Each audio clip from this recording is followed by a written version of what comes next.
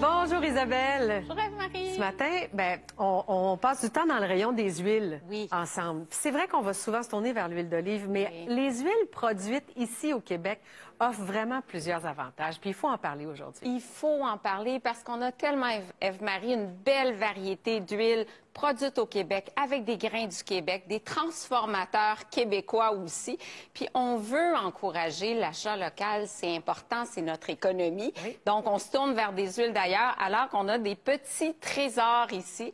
Et ce matin, j'en fais découvrir 5. On veut faire des achats locaux, bien sûr, puis on veut cuisiner aussi local. On veut pouvoir présenter une assiette complètement faite chez nous, tu sais. Ah oui. Alors, on peut le faire avec ce que tu nous présentes aujourd'hui. Bien, on peut absolument le faire. Puis on va voir que les notes, je te fais une petite dégustation d'huile parce que on peut déguster l'huile comme on déguste le vin. Là. Oui. Donc, je suis sûre que mon ami Philippe, là, qui présente... Il va me regarder faire. Il va te regarder faire pour voir si ça va bien. On débute avec une huile de choix, c'est l'huile de caméline.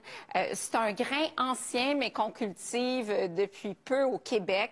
Très propice à la culture du Québec ou sur un terrain plus froid. Des notes très herbacées. Oui, au nez en tout cas. Au nez. Sur l'huile de caméline qui est non torréfiée, on va avoir des notes d'asperges, un petit peu de notes de noix, mais c'est le caractère herbacé qui sort, là. Donc, salade. Oui, c'est tout de suite salade, là. Salade ou un poisson blanc qu'on veut relever, mais un poisson quand même très doux, parce que si on évoque un poisson plus corsé, on veut vraiment sentir toutes les notes. Nouveauté, l'huile de caméline torréfiée. Et là, on voit les grains ici, la différence entre la caméline, la graine de caméline qu'on peut acheter comme ça aussi pour bonifier son alimentation, et on voit le côté torréfié qui a des... Et là, je te laisse trouver les arômes parce que... Juste au nez! Mon Dieu, on s'approche du sésame. Voilà.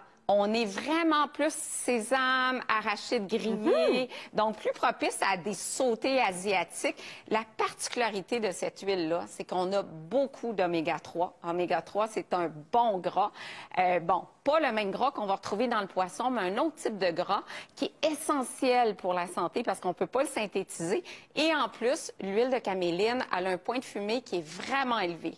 Donc, on peut l'utiliser à froid, mais on peut cuisiner aussi avec. On peut cuisiner. On peut la chauffer. Absolument, sans aucun souci. Alors ça, c'est une bonne nouvelle. Puis il y a des essais cliniques aussi. On a testé l'huile de caméline pendant 12 semaines versus du poisson chez un groupe de sujets. Puis l'huile de caméline a réduit le mauvais cholestérol LDL de façon plus importante que chez les consommateurs de poisson. Et même chose, 30 ml pendant 6 semaines d'huile de caméline a réduit le LDL cholestérol aussi de 12 ce qui est significatif. Donc, on a des vertus santé à découvrir. Deuxième, maintenant, c'est l'huile de chanvre qui revient. Tu vois sa couleur, hein, déjà, c'est différent, là. Complètement différent. C'est une huile qu'on peut pas chauffer comme l'huile de caméline, donc à froid. Puis la pression à froid qu'on a chez nos beaux producteurs d'ici permet de préserver tant les arômes que la valeur nutritive, que les nutriments dans l'huile. Donc, c'est vraiment gage de qualité qu'on voit pressé à froid. Et là, bon... Mais moi, je pense chanvre, j'ai envie de dire, il y a cannabis, là. Oui, c'est ça. Mais même espèce, deux plantes différentes. Parfait. Donc, la plante pour usage récréatif, où là, on va avoir des molécules de THC, puis on a la plante où c'est vraiment, il n'y a pas de composante psychotrope là, à manger du chanvre. C'est ce qu'on utilise, là. Exactement. Beau mariage oméga 6, oméga 3, à peu près dans un ratio 3:1, qui est un ratio idéal aussi pour la santé. Plus fragile, conservation moins longue. Une fois ouvert, on peut mettre au frigo pour prolonger la conservation. Parfaite pour les vinaigrettes. Très douce aussi en bouche, j'ai envie de te dire. Elle est très douce. Sa couleur dit « Oh mon Dieu, ça va être herbacé ». Non. Mais finalement, non. Donc, elle se prête aussi à plein d'utilisations à froid. Là, on tombe dans le tournesol. Il y a plein de belles entreprises qui font du tournesol au Québec, dans plein de régions du Québec. Puis les champs de tournesol, là, c'est de toute beauté. Là. Si tu as vu un champ en floraison, là, fin juillet, début août, et je parlais à un producteur hier qui me disait, bien, il est en plein dans la récolte, parce que la récolte, c'est à peu près 2 mois et demi après la floraison.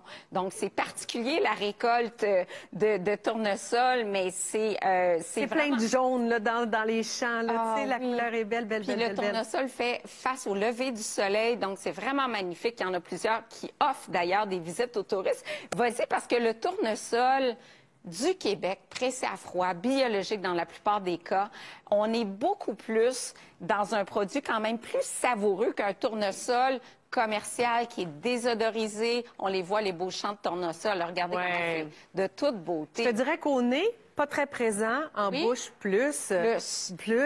Mais c'est assez neutre quand même comme produit pour travailler. Pour des desserts, pour des muffins. Ça nous en prend des huiles un petit peu moins aromatiques pour ça.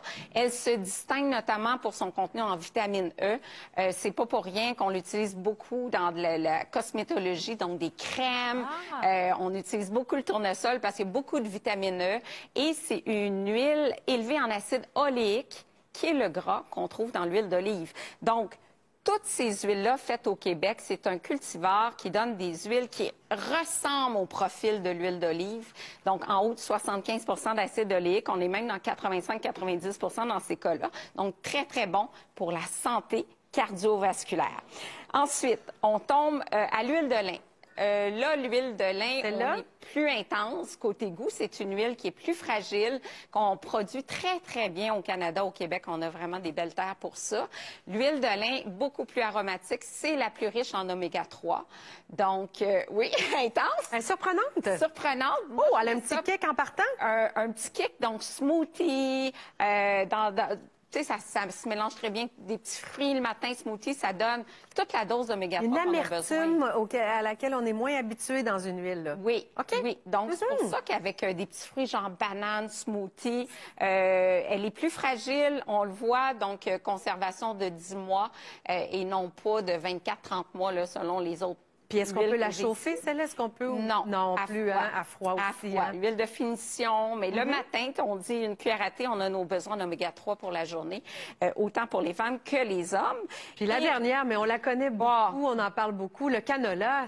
C'est une grande culture, ça, ici. C'est une grande culture au Canada. Anciennement, c'était le colza. Celui-là, c'est une modification génétique, mais ce n'est pas un OGM.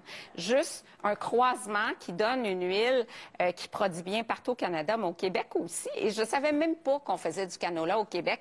C'est vraiment intéressant parce que j'ai dit, ça ressemble à quoi, la graine de canola? On les voit, les petites graines devant. Je connaissais pas du tout. C'est ça, la petite graine. Puis je pense qu'on a une photo, on voit la gousse de canola. Donc, la petite graine, si on y goûte, ça goûte la moutarde parce que c'est la famille des crucifères, famille du chou, de la moutarde, du radis. Et l'huile, c'est pas aussi neutre que les huiles de canola du marché qu'on achète et qui sont super neutres parce que désodorisées, là. Non, vraiment. Mais on cuisine facilement avec ça, là. Ben oui, absolument. Et puis, elle tolère bien la cuisson également. Puis l'huile de canola, c'est un beau mariage monoinsaturé avec des oméga 3 également. Donc, c'est une belle huile. Puis, tu sais, au lieu d'acheter des huiles super commerciales, là, allez donc choisir nos beaux producteurs qui sont ici, les producteurs de grains du Canada. C'est un geste qu'on fait de plus pour notre économie, notre environnement. Puis pour les producteurs, je peux te dire qu'ils travaillent fort, vraiment, pour faire ces Ils font vraiment des beaux produits. Puis une dégustation comme ça, pain, huile, là, c'est si bon. Ben oui, puis on change l'huile d'olive, puis on met justement un produit des produits de chez nous. Merci, Isabelle. Merci.